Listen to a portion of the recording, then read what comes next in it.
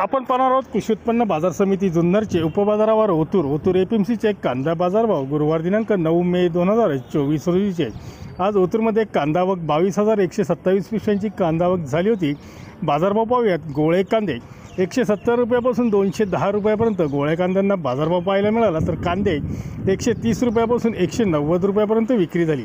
गोल्टागोल्टी 50 ते 140 रुपये, बदले कांदे 30 ते 100 रुपये असा बाजारभाव होता। बटाटा आवक 184 पिशवी, बाजारभाव 100 ते 230 रुपयापर्यंत बटाट्याला बाजारभाव होते।